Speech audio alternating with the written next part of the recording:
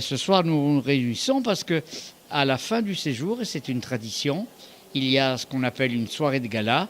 C'est le bouquet final de cette semaine passée en Corse, dans des communes modestes, dans des villages plus importants, des bourgs, et dans les villes essentielles de l'ensemble des micro-régions de Corse. Les rencontres musicales de Méditerranée ont d'abord pour objectif de démontrer, à l'inverse des images en quête de sensationnel, que la Corse est une terre d'accueil, est une terre de tolérance.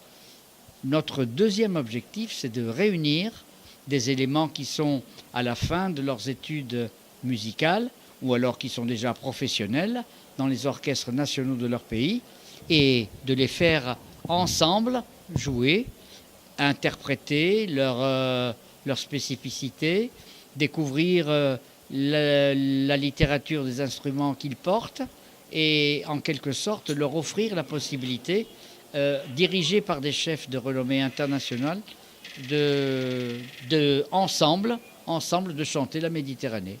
C'est vraiment un succès cette manifestation parce que quand vous avez mis en place la billetterie pour retirer les places qui sont gratuites, au bout d'une heure, tout était parti. Écoutez, on ne peut que s'en réjouir, mais malheureusement, j'excuse toutes les personnes, nous les excusons. Beaucoup de personnes, effectivement, restent à la porte du théâtre.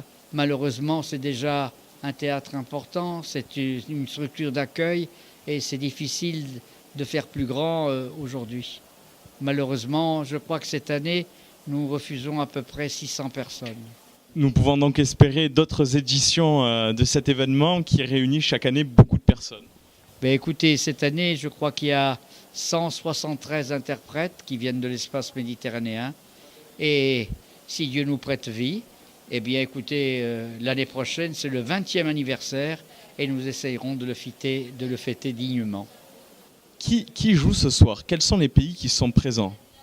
Ce soir, je dis de mémoire, vous avez le Maroc, vous avez la Tunisie, vous avez Malte, vous avez l'Espagne, vous avez l'Italie, vous avez la Principauté de Monaco.